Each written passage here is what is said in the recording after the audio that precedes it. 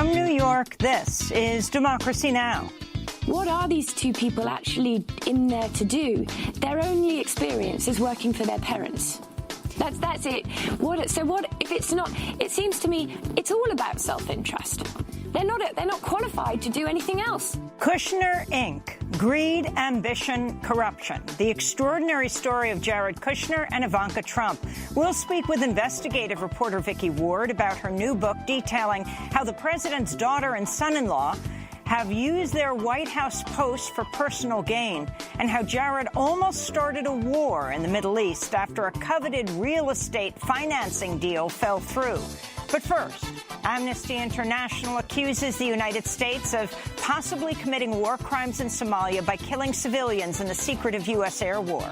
And we'll get the latest on the ongoing protests in Haiti, where a team of American mercenaries were recently arrested. In Haiti, the mercenaries who were arrested last month have been revealed to have been involved in a bank heist to the tune of $80 million. There's an ongoing uprising threatening to remove the president, and the prime minister has been thrown out. All that and more coming up. Welcome to Democracy Now!, democracynow.org, The War and Peace Report. I'm Amy Goodman. 6 days after New Zealand suffered the worst mass murder in its history, New Zealand's Prime Minister, Jacinda Ardern, announced Thursday her government will crack down on weapons of mass murder like those used by a white supremacist gunman in attacks at 2 mosques in Christchurch 6 days ago that left 50 people dead and 4 dozen others injured. Today I'm announcing that New Zealand will ban all military-style semi-automatic weapons. We will also ban all assault rifles. We will ban all high-capacity magazines. We will ban all parts with the ability to convert semi-automatic or any other type of firearm into a military-style semi-automatic weapon. The weapons ban will take effect immediately to prevent buyers from hoarding outlawed weapons. Ardern said her government would launch a buyback program to allow gun owners to surrender now outlawed weapons for cash. The announcement came as funerals continue for victims of the March 15th massacre. On Thursday, mourners buried 14-year-old Syed Ahmed Milne and 24-year-old Tariq Rashid Omar at Christchurch's Memorial Park Cemetery. Mozambique has declared 3 days of national mourning as it struggles to recover from what the World Meteorological Organization is calling the Southern Hemisphere's worst tropical cyclone on record. Rescue workers in the flooded city of Beira struggled to reach survivors who clung to trees or pleaded for help from rooftops after Cyclone Idai destroyed 90% of the city, home to 500,000 people. The death toll from the storm rose to more than 200 in Mozambique and more than 100 in neighboring Zimbabwe Wednesday, with dozens more dead in Malawi, but those numbers are expected to rise. Flooding has disrupted the lives of millions across southern Africa, with the World Food Program warning of a major humanitarian emergency that's getting bigger by the hour. This is WFP Emergencies Director Margot van der Velden. Confronted with severe flooding and cyclone effects, 600,000 people affected, possibly even going up to 1.7 and more million people affected by cyclone and flooding. Communication completely broken, infrastructure severely damaged, particularly in the city of Beira, but also all the roads to Beira have been cut off. Cyclone Idai dropped more than 2 feet of rain in parts of southeastern Africa, nearly a year's worth of rain in just a few days, an extreme weather event that climate scientists say is consistent with models of climate change. In the United States, authorities have declared states of emergency in Missouri, Nebraska, and Iowa for communities along the Missouri River as warming temperatures have melted snow from last week's storms, causing the river to breach levees and overflow its banks. The floods have killed 4 people over the past week and caused an estimated $1 billion in damage. The extreme weather comes as a federal court has temporarily blocked oil and gas drilling on 300,000 acres of federal land in Wyoming, saying the Interior Department failed to take the impact of climate change into consideration when issuing leases. In his ruling, U.S. District Judge Rudolph Contreras of Washington, D.C. wrote, quote, "Given the national cumulative nature of climate change, considering each individual drilling project in a vacuum deprives the agency and the public of the context necessary to evaluate oil and gas drilling on federal land before irretrievably committing to that drilling, unquote. In The Hague, the UN War Crimes Tribunal for the former Yugoslavia rejected an appeal by former Bosnian Serb leader Radovan Karadzic on Wednesday and increased his sentence to life in prison, calling his initial sentence too lenient. In 2016, Karadzic became the highest-level figure to be convicted by the tribunal for crimes committed during the 1992-95 Bosnian War, which left more than 100,000 people dead. Karadzic was convicted of genocide for the 1995 Srebrenica massacre, in which 8,000 Bosnian Muslims were killed during a campaign to kill every able-bodied male in the town. He was also convicted of crimes associated with the 4-year siege of Sarajevo.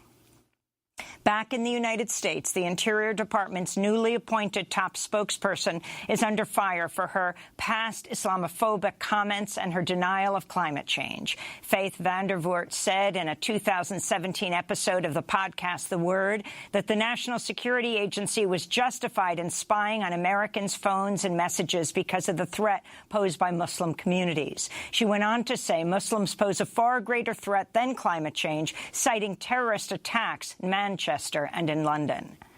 The left is so upset because they genuinely believe that climate change, quote unquote, climate change is the biggest threat to our society, which to me is ridiculous. You look in Manchester, look in London, that is the biggest threat to our society, not climate change.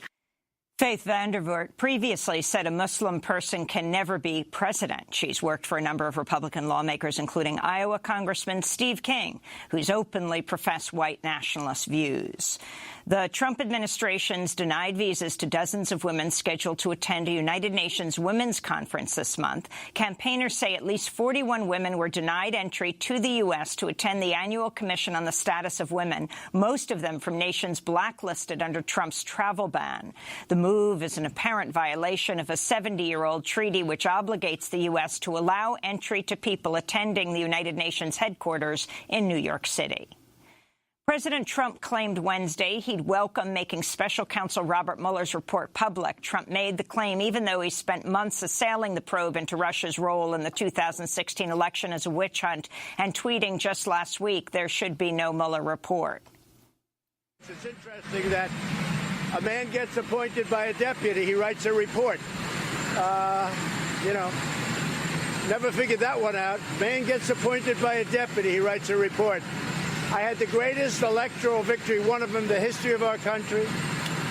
Tremendous success, tens of millions of voters, and now somebody's going to write a report who never got a vote. Trump also lashed out at George Conway, the husband of counselor to the president, Kellyanne Conway. George Conway is a longtime critic of Trump who's accused the president of having a mental illness. Well, I don't know him. I don't know him. He's a whack job. There's no question about it, but I really don't know him. I think he's doing a tremendous disservice to a wonderful wife. Kellyanne is a wonderful woman, and I call him Mr. Kellyanne. The fact is that he's doing a tremendous disservice to a wife and family. She's a wonderful woman. On Wednesday, Kellyanne Conway defended President Trump against her husband's criticism, telling Politico, "You think he shouldn't respond when somebody, a non-medical professional, accuses him of having a mental disorder," unquote.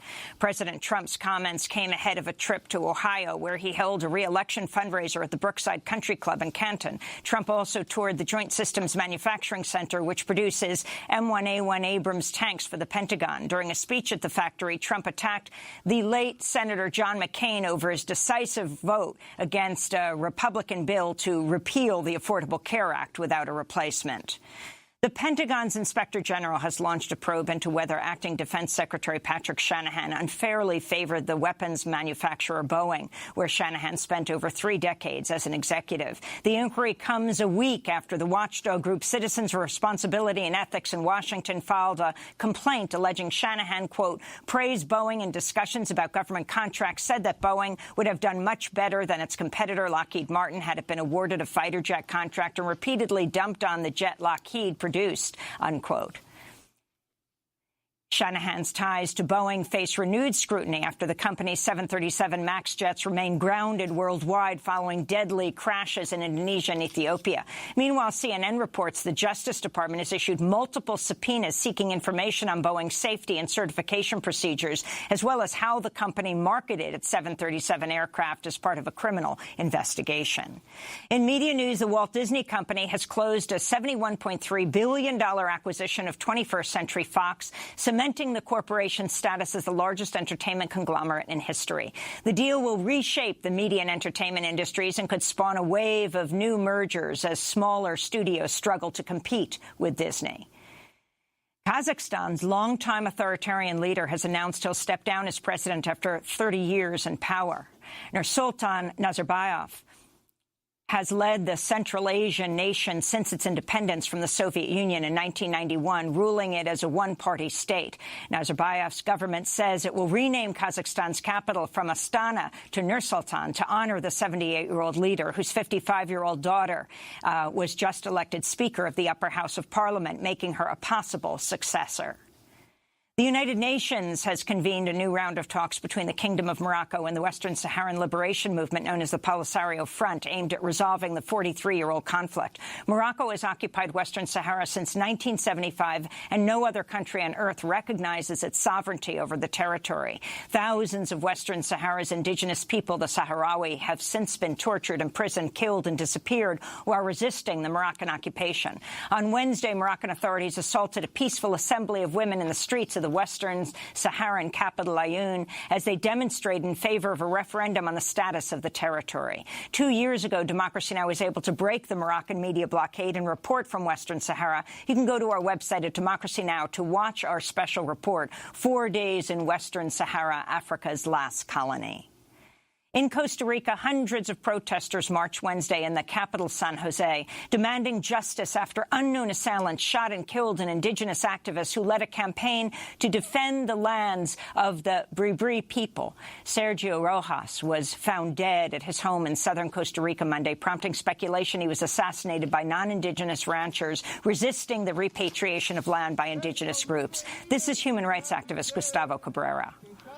It's a crime that threatens, that tries to scare off social movements, particularly indigenous movements, so that they don't keep on fighting and recovering their land. In Guatemala, a judge has ordered the arrest of former Attorney General and presidential candidate Telma Aldana. The 63-year-old, who is currently out of the country, has denied charges of embezzlement, lying, and tax fraud, suggesting the case is politically motivated. Aldana previously prosecuted and jailed the former president, Otto Perez Molina, over a multi-million-dollar corruption scandal and has worked to impeach Guatemala's current president, Jimmy Morales. She was the winner of a 2018 Right Livelihood Award for her work with the UN-supported Anti-Corruption Commission. And in Massachusetts, the descendant of 2 enslaved people who were captured in the mid-19th century photographs has sued Harvard, accusing the university of unfairly profiting from their images. Tamara Lanier of Connecticut argues in a lawsuit filed Wednesday she and other descendants of Renti and Delia, 2 people held in bondage 169 years ago, should hold the rights to their photographs, not Harvard. Renti and Delia were forced to pose for the photographs in 1850 by a Harvard professor. Their images were used in a recent Harvard conference titled Universities and Slavery Bound by History. This comes after administrators at Harvard and other elite universities have admitted they were founded largely through the labor of enslaved African people and profits generated by the slave trade. And those are some of the headlines. This is Democracy Now!, democracynow.org, The War and Peace Report. I'm Amy Goodman. And I'm Nermeen Sheikh. Welcome to our listeners and viewers around the country and around the world. Amnesty International is accusing the United States of covering up civilian casualties in its secretive air war in Somalia, targeting the militant group al-Shabaab. The U.S. has carried out over 100 strikes in Somalia since 2017 as part of a military campaign involving Reaper drones and manned aircraft. For years, the Pentagon has claimed no civilians were being killed in the airstrikes, but the new Amnesty report found that at least 14 civilians were killed and 8 more injured in just 5 of those airstrikes. The overall civilian death toll is likely to be far higher. Amnesty says the airstrikes could amount to violations of international humanitarian law and even constitute war crimes. U.S. Africa Command is disputing the new Amnesty report, saying in a statement, our assessments found no AFRICOM airstrike resulted in any civilian casualty or injury. The New York Times reports Defense Department data shows about 550 people have been killed in U.S. airstrikes in Somalia since the start of 2018, but the Pentagon's claimed only militants died in the strikes. We go now to Washington, where we're joined by Brian Kastner, Amnesty International Senior Crisis Advisor on Arms and Military Operations. He helped write the new report titled The Hidden U.S. War in Somalia. Brian Kastner, lay out what you found. Yes, thank you for having me. So we found, as you point out, that in 5 of the strikes of the 110 that AFRICOM is claiming, we found 14 civilians killed and 8 injured. And we did this through a variety of interviews, satellite imagery analysis, corroborating the information through a variety of open-source investigation techniques, speaking to doctors, et cetera. And in 2017, or I should say from 2017, the AFRICOM did a report to Congress that they killed 0 as the official number. In 2018, they said that was true for that year as well. 110 strikes, 800 terrorists killed, 0 civilians, and we would maintain that in war, nothing is perfect. And so going 800 for 800 is just not a reasonable conclusion. It means that investigations, really thorough investigations, are not being done as opposed to just having a perfect record. And in fact, Brian Kastner, you say in the report that of all the civilians that you spoke to, none of the civilians had spoken to either Somali or U.S. government officials about what had happened in the wake of those attacks. That's right. So I and several colleagues went to Mogadishu for a few weeks. It's very difficult to speak to people in these areas. Obviously, all of the attacks are happening in al-Shabaab-controlled areas, and so we had to invite those people to take what could be a dangerous journey from their villages to Mogadishu. We either spoke to them in person or we were able to speak securely with them through an encrypted app on their smartphones once they arrived in Mogadishu. And yes, in the 150 interviews that we did, every single one of them said that they had not spoken to a government official. They had from the U.S. or Somalia. In fact, most of them had spoken to nobody else about this. It was a struggle to find these witnesses and survivors. It's a struggle to get them to Mogadishu. We admit that it's hard work, but just because it's hard work doesn't mean that the U.S. government shouldn't be doing it. President Trump declared Somalia a zone of active hostilities soon after coming into office. Why did he do this? And to what extent has this contributed to increased civilian casualties, Brian?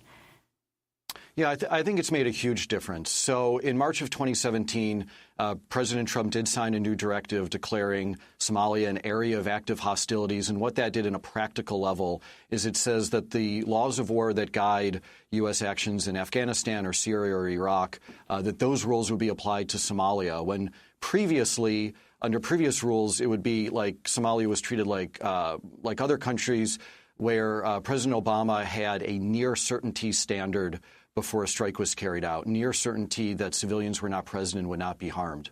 After the new declaration, that standard was lowered to a reasonable certainty, as in you're pretty sure that there aren't civilians around. And Brigadier General Bolduc, who's the former commander of Special Operations Command Africa, and he was former deputy in the Operations Center in AFRICOM, he said that what this does effectively, his words are, open the aperture. It allows them to take strikes they would not have taken before. Some of those strikes are maybe when civilians are nearby, but also it increases the number of people or the type of people that they are striking. One of our major concerns from our research is that AFRICOM often says that they are striking not just al-Shabaab, but the al-Shabaab network and al-Shabaab affiliates. And who is in the network and who is affiliates and how much support to al-Shabaab you actually need to be doing, what activities you need to take to be considered that and to be considered by the U.S. to be a lawful target isn't clear. So in several of our cases from our report, AFRICOM says they did the strike. We say that 4 people died. They say 4 people died, but they'll call those 4 al-Shabaab or al-Shabaab affiliate members. And we would, in one case say, well, 1 al-Shabaab member for sure, but then we would count 3 civilians because they were well diggers and a man who worked for the mobile, telecommunications company, that they were not actually active al-Shabaab participating in hostilities. Well, U.S. Africa Command rejected the findings of the Amnesty International report. I want to read more of its statement. They wrote, quote, during research for its report, Amnesty International submitted 13 allegations in October 2018 and February 2019. Our assessments found that no AFRICOM airstrike resulted in any civilian casualty or injury. Our assessments are based on post-strike analysis using intelligence methods not available to non-military organizations, they said. The statement went on to say, quote, al-Shabaab and ISIS Somalia have a history of placing their forces and facilities in and around civilian locations to conceal and shield their activities. Brian, your response to that? Yeah, I would say a few things. First of all, we did investigate more than these 5 strikes that we wrote up in the report. We actually investigated 15 total.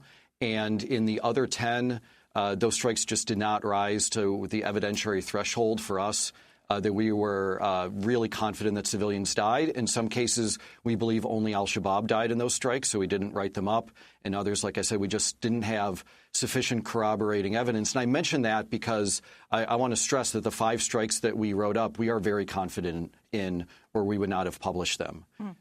The other thing that I would say is that it is true that the U.S. military has lots of information that we do not. We spend months trying to figure out exactly when the strike happened, where it happened, what the target was, what weapons were used. This is information that the U.S. military already has, obviously, and they have video that we don't have.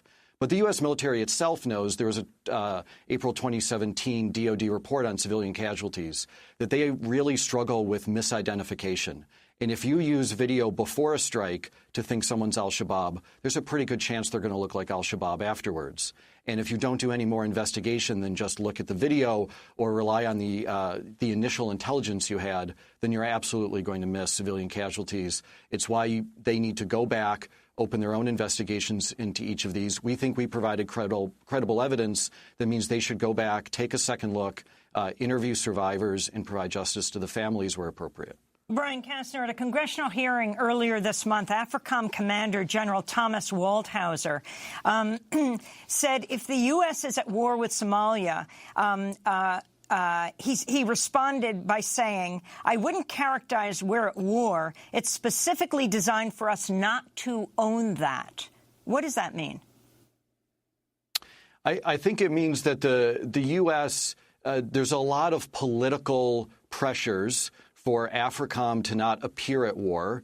Some of those are from the American people after 18 years. The country is war-weary. It doesn't want to hear that there's another war going on. It also means that the U.S. is trying to rely on the Somali government and say that, well, everything that's being done is at the request of the Somali government. And while that may be true, if you are launching 110 airstrikes, and we just investigated the airstrikes, I should say. There's also advise and assist missions going on the ground. There's raids going on where U.S. Marines and SEALs and soldiers are advising Somali units and are, participating in those activities as well. It sure looks like a war to us. There is political pressure to not use that word, but we asked AFRICOM and the Office of Secretary of Defense if the U.S. is at war in Somalia. I promise it is not a gotcha question. They have told us they're using the laws of war. That's the manual they refer to for what guiding legal principles are being used in Somalia. So if you're using the manual of war, the laws of war, Does that mean you're at war in Somalia? And they wouldn't answer. Well, before we end, Brian, I'd like to ask about the graphic novel by Mike Dawson that was released in conjunction with the Amnesty report. The novel begins by telling the story of a U.S. airstrike carried out in November 2017, which is documented in the Amnesty report, and then chronicles the rise of such strikes, together with the violence inflicted on Somalia's civilian population by the militant group Al-Shabaab. Could you talk about Mike Dawson's novel and why it was released with the Amnesty report, and also the fact that, as you document, strikes against civilians by Al-Shabaab often increase following U.S. airstrikes? Absolutely. I mean, the people bearing the brunt of the tragedy in the war in Somalia is not soldiers on either side. It is the civilians who are trapped on one side, Al-Shabaab on one side, and airstrikes and other military operations on the other. And they're really stuck in the middle. So we struggle at Amnesty. We want to be able to present a compelling case of what's going on. And in a place like Syria or Yemen or other locations, we can use a lot of photos and videos. But Al-Shabaab has banned smartphones in their Al-Shabaab-controlled areas, at least for civilians. And so we have very few photos and very few videos. And everyone that we spoke to was absolutely terrified of Al-Shabaab, would not let us take their photo or video or even use their name. We use pseudonyms for many people in the report. And so to be able to, explain to the average reader or the average viewer who's not going to read all 80 pages of our report, Mike Dawson, I think, did an incredible job laying out exactly, the challenges for civilians living in that area and what they're stuck in between. Brian Kastner, I'm going to thank you so much for being with us. Amnesty International Senior Crisis Advisor on Arms and Military Operations, one of the lead authors on the report, The Hidden U.S. War in Somalia.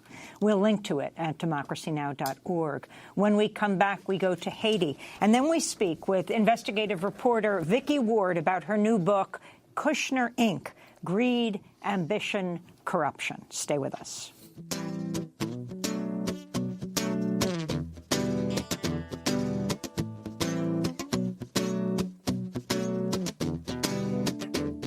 There's no way to ride it, there's no way to fight it. And I kick and scream, but you got me despite it. And I got my pride, so I begin to hide it.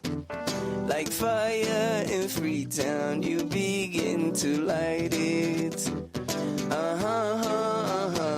See the hoga sharoka. You shine down upon me. See the hoga sharoka. You shine down upon me. By some higher order, you keep getting bolder. By God or by country, you kill like a soldier. By some riddle you sung little but scream mighty stronger. Like fire in Freetown, you old magic spoiler. See the hoga sharoka. You shine down upon me. Fire in Freetown by the Somali-Canadian musician Kanan, performing in our Firehouse Democracy Now! Studios. This is Democracy Now! I'm Amy Goodman with Nermeen Sheikh. We turn now to the ongoing protests in Haiti, where people have been taking to the streets since July to demand President Jovenel Moise's resignation due to government corruption and mismanagement of the country's oil fund.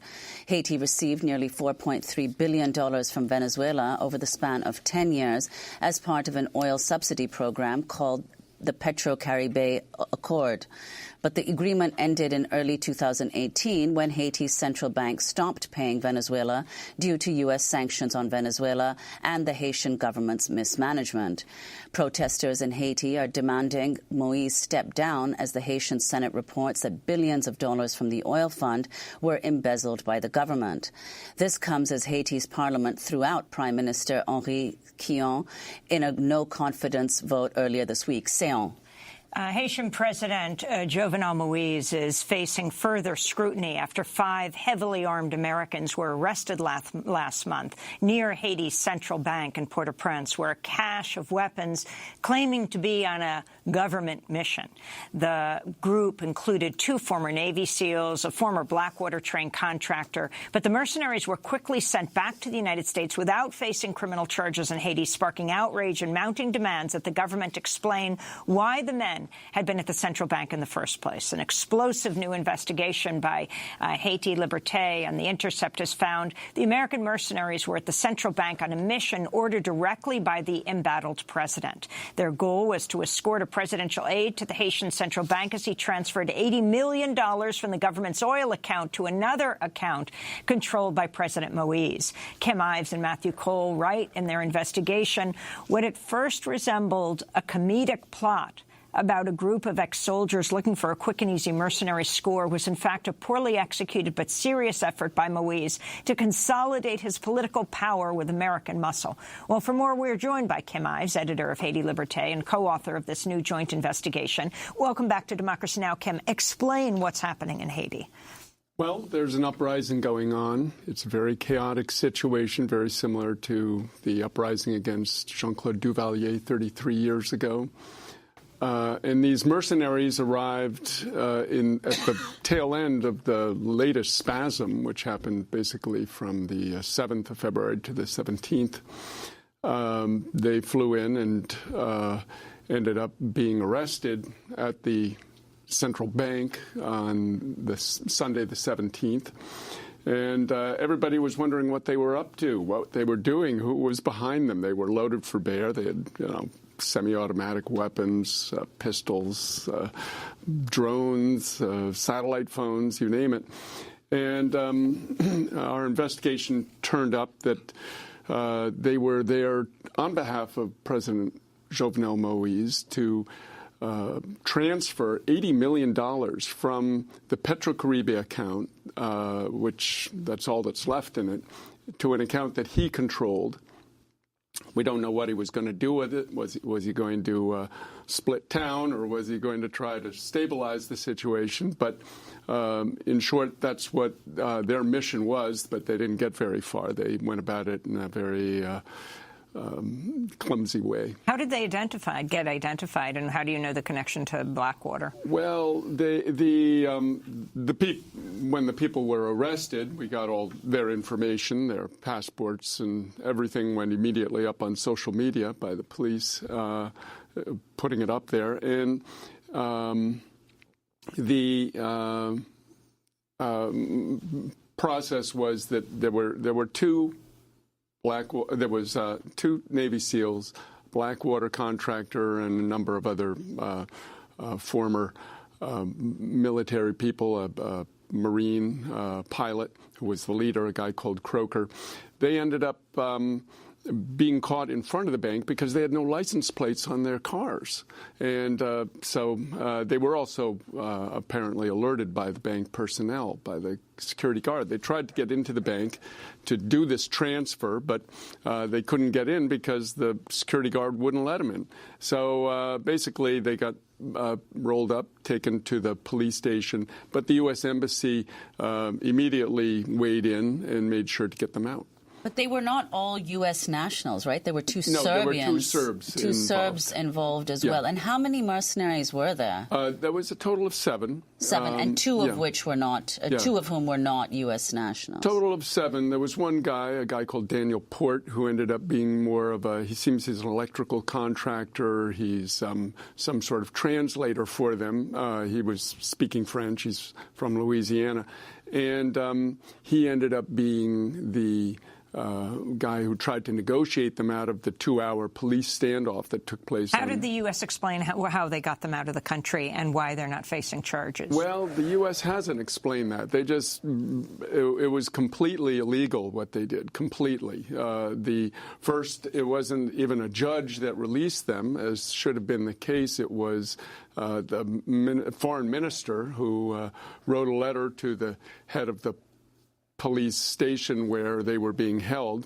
And then they just whisked them out of the country without the judge releasing them in any way. And then when they came to the States, they should have been charged with illegally exporting arms because they took their weapons on a private jet which flew from Baltimore to Port-au-Prince on February 16th.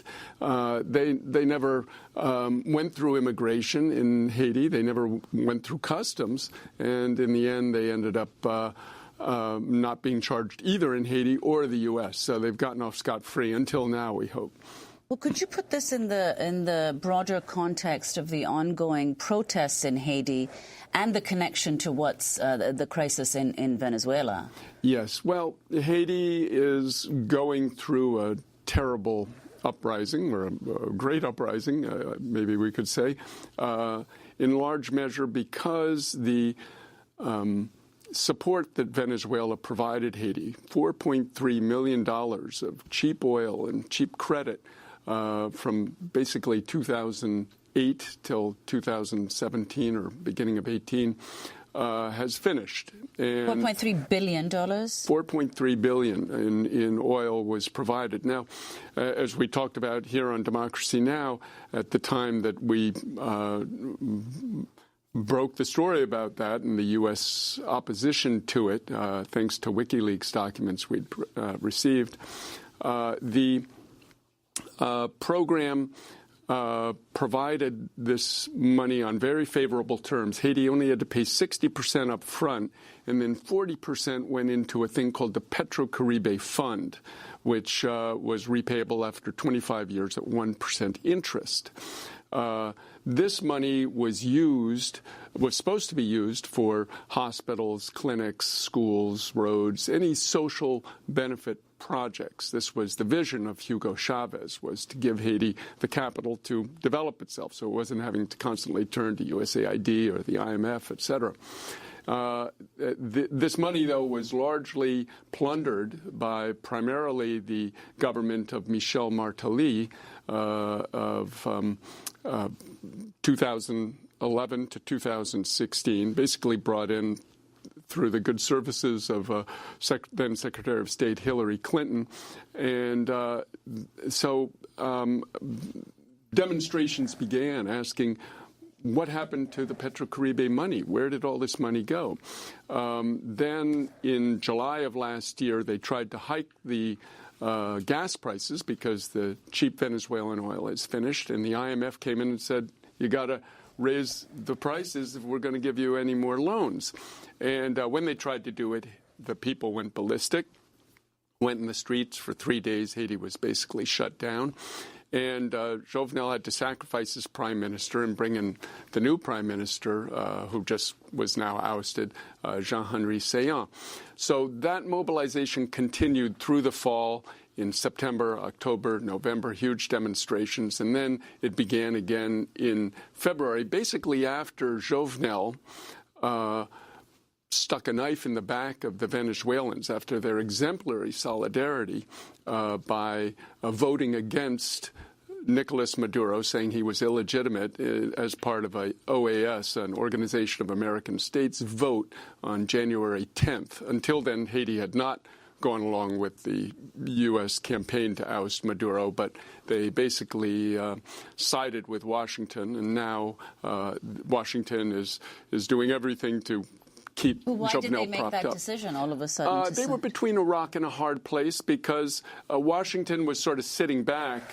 They hadn't come in to help denounce Maduro or line up against Maduro. But when they did, the U.S. began to support them in some way. And we see tomorrow Jovenel Moïse will go to Florida to meet with Trump at Mar-a-Lago, and will probably be asked to not only line up more with some sort of U.S. intervention or increased campaign against Venezuela, but also to reject China, which is trying to make overtures to Haiti. Haiti is one of the last of the 18 countries which recognizes Taiwan, and China has offered Haiti $4.7 billion to overhaul Port-au-Prince, but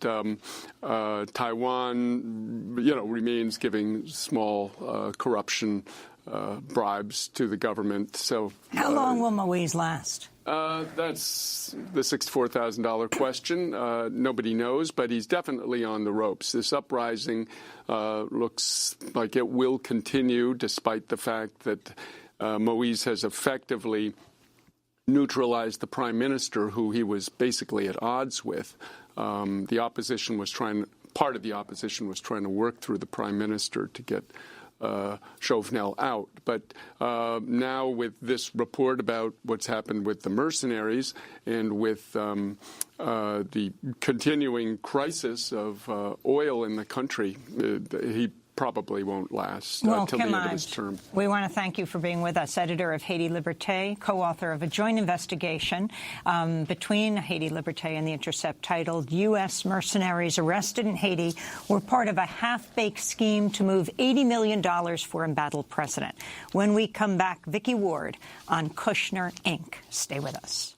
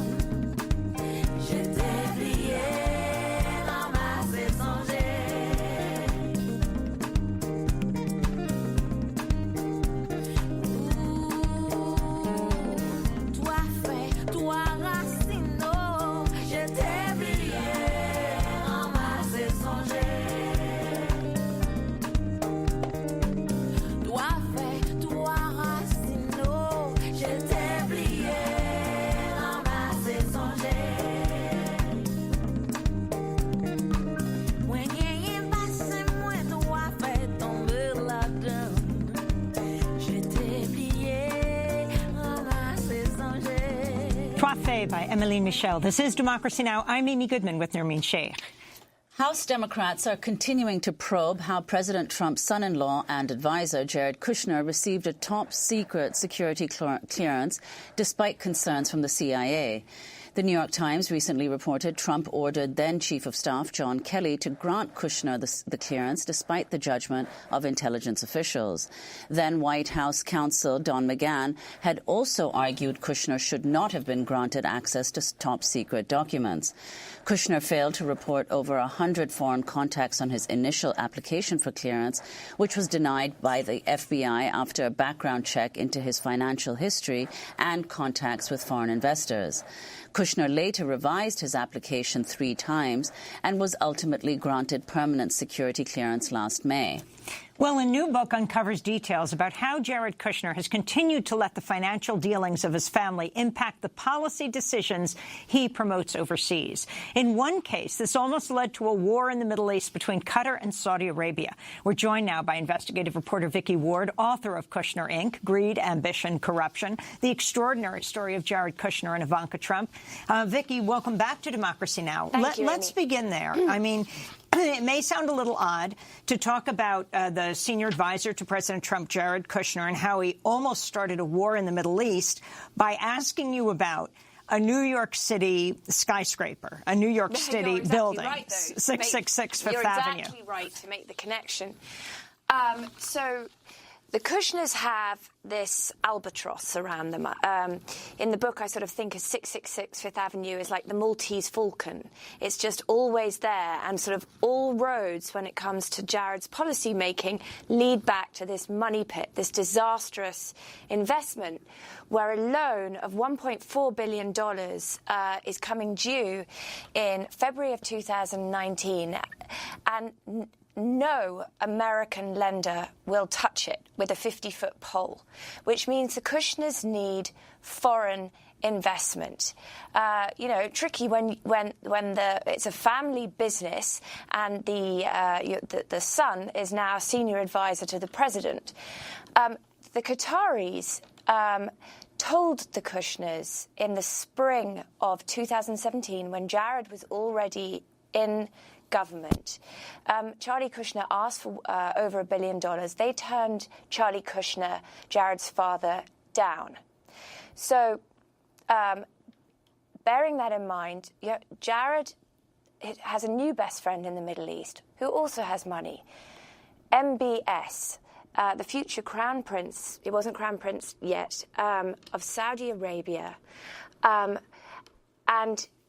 These two form a bond that really alarms Rex Tillerson, the Secretary of State, and James Mattis, the Secretary of Defense, because Jared and MBS cut out all the national security officials who should be looped in onto their communications, cut out everyone in the State Department. These are systems we've had in place to protect our security and our government for decades. And Rex Tillerson, who's who was very experienced in the region. The former Secretary of State. Former Secretary of State. But before that, remember, he ran Exxon, knew a bit about MBS's sort of brutal track record and was really concerned about this. Jared sees an opportunity for money, for investment in MBS and for subsidizing his peace plan. So he pushes the president to make the United States' first official visit overseas, not to a country with shared democratic values, such as Britain or France, but to the to the Kingdom of Saudi Arabia, where they have this summit that is supposed to be all about cooperation in the region. But 10 days later, or thereabouts, Rex Tillerson and James Mattis are at a conference in Australia. To their astonishment, they learn that instead of cooperating, the Saudis have led a group of Middle Eastern countries to blockade Qatar, where America has an airbase. That is our security in the region. They had no prior knowledge of this. Tillerson immediately knew that the green light, Saudis would never have done this without support from the White House. It came from Jared. And what MBS wanted was he actually wanted to invade Qatar. It was worse than that because he wanted the Qataris' resources, which is why when he couldn't get hold of those, that's what actually then leads him to round up 6 of the 7 ruling branches of the Saudi royal family later in November. It's all about money. Rex Tillerson said to Jared Kushner, Jared, have you noticed that the only branch, there are 7 ruling houses in Saudi Arabia, the only branch that MBS has not rounded up is his own. Don't you think it's statistically unlikely that they're not corrupt too?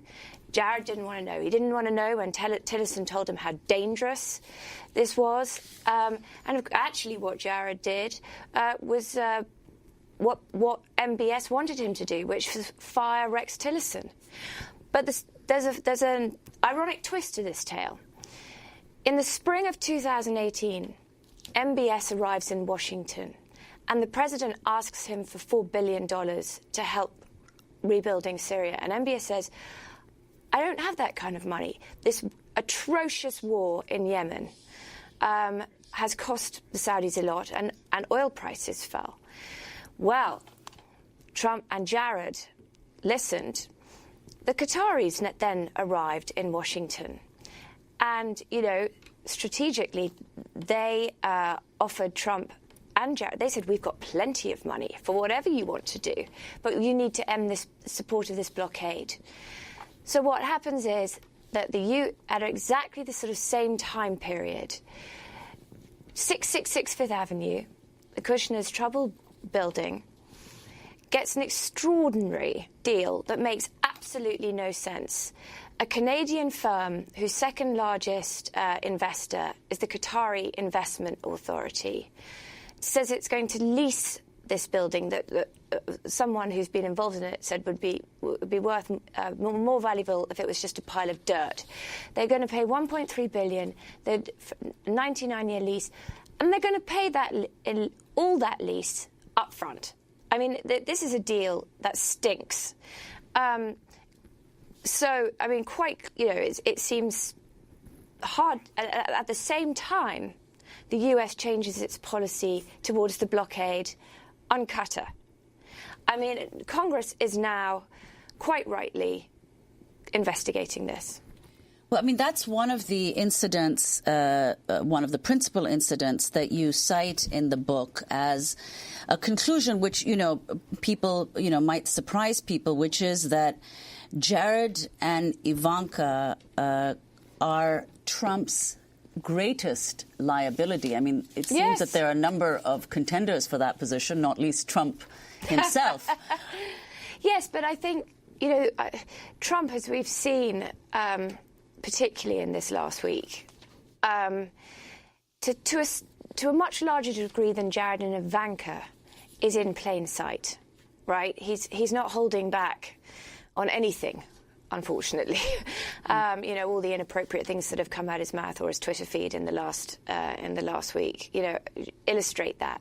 Jared and Ivanka would never say those kind of things, which means that I think that they're more dangerous in a way because they're in disguise. What I just described to you, I think of as sort of diplomacy in the dark. I mean, the idea that Jared is running around doing all of this and nobody knows anything about it, not even our State Department, not the National Security Council. I mean, that's horrifying. So moving from Jared Kushner to Ivanka Trump, his wife, both advisors, of course, senior advisors to President Trump. Last May, President Trump announced he would save Chinese electronics company ZTE from collapse just 2 days after Beijing invested $500 million into a Trump development project in Indonesia. A week before that, Ivanka Trump's fashion business won approval for trademarks in China. Then last October and November, Chinese trademark regulators awarded preliminary approval for an additional 34 trademarks covering everything from Ivanka Trump-branded veterinary services, nursing homes, sausage casings, handbags, shoes, and even voting machines. Right. Vicky Ward, explain. So this issue of the trademarks, is something that appalled everyone who worked with Ivanka, should appall all of us. It certainly was another thing that Rex Tillerson found abhorrent, because what Ivanka would do would, she would get on calls. I mean, not just with the Chinese, she would, for all sorts of foreign leaders. We have India, Japan. I mean, she'd get on calls or put herself in meetings in quite a subtle way.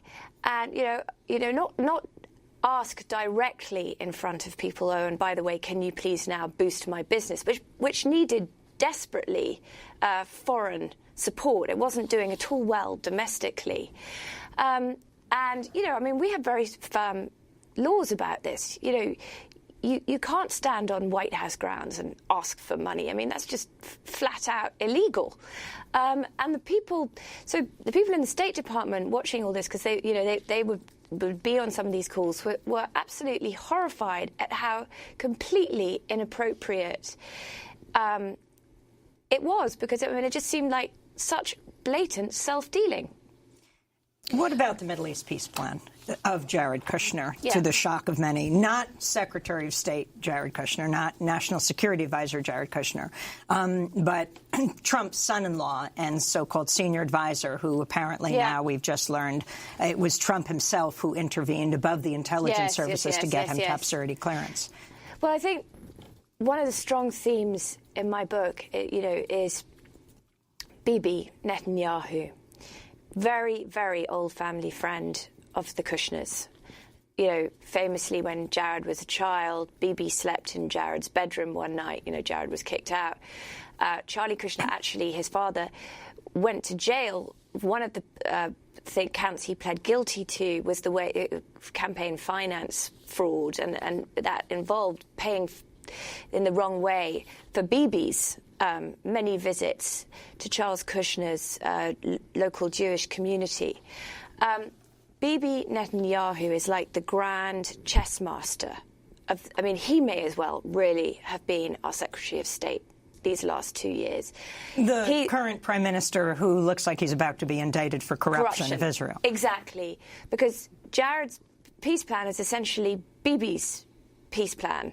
And it involves everyone else sort of doing things and everyone else paying for it except Israel. And I think you can't underestimate the influence of Bibi here. I mean, it was Bibi's idea to really have the US soften its attitude towards Russia because he thought it would be helpful in batting down Iran in Syria. This is not a view that is shared by many of our, any of our security analysts who deal in the region. And he was very supportive of this idea that Jared and MBS should form an alliance so that the Saudis could and the United Arab Emirates could sort of subsidize Jared's peace plan. Well, one of the things that's been pointed out by critics of the book is that Steve Bannon seems to be one of the principal sources, though you never say explicitly whether you interviewed him or not. And obviously, quite apart from the other problems with Steve Bannon, he is not a disinterested party. I mean, he has and has always been critical of Jared and Ivanka Trump. Totally. So did you interview him? Look, I've got to protect my sources, but I would point out that if you look, I think the book has 25 chapters. Steve Bannon appears in 6. So the idea that he would be a principal... I think maybe that's... the book is sort of 6 books in one. It's very dense. We actually start in Belarus, then we move to New Jersey, then we go to New York, then we go to Washington, but we then go from Washington to the Middle East. It's probably more striking because Bannon. There are not many people who are cited by name. You interview more than 200, but Steve Bannon was only in the White House. Obviously he was on the campaign with Jared and Ivanka, and in the White House for 6 months. The reveal I think that's interesting in the book about Bannon is that he was the one who brings them in. It wasn't actually Trump. It was Steve Bannon. When Don McGahn, the White House chief counsel, comes in with a draft of an opinion from the Justice Department saying, look, everyone's overriding the nepotism laws that we have in place, saying, look, no one really wants to do this to bring Jared and later Ivanka in. But we can if you think it's absolutely necessary. But McGahn didn't want to do it, not just because of the worries about corruption. White House counsel. McGahn. Yeah, White House counsel. But because of worries about competence, actually. He said, how does anyone know that these two are going to be competent? It was a really good question. And he posed this to both Reince Priebus and Steve Bannon. And Bannon was the one who said, you know what? Think back to Billy Bush weekend when the president was so upset when those tapes leaked, and the only person who could really calm him down was Ivanka. I think we might need them, and obviously, so they come in, and 6 months later, Bannon is pushed out. But I think that given the scope of this book, Bannon's time period in it is very limited. And ultimately, your conclusion in these last 30 seconds about the power of Jared Kushner and Ivanka Trump in the White House? I think it's a complicated answer. They're still there. The body count that they've caused is up in the 30s. But I think the book shows that at the end of the day, she can't speak candidly to her father. In the end, he's going to do what he's going to do. Although, again, it is complicated. He gave Jared that security clearance. Against everyone else's advice. We're going to have to leave it there, but we're going to do part 2, posted online. Vicky Ward, investigative journalist, author of the new book, Kushner, Inc., Greed, Ambition, Corruption, The Extraordinary Story of Jared Kushner and Ivanka Trump. I'll be speaking at Smith College tonight at 7. Check our website at democracynow.org. I'm Amy Goodman with Noreen Sheikh.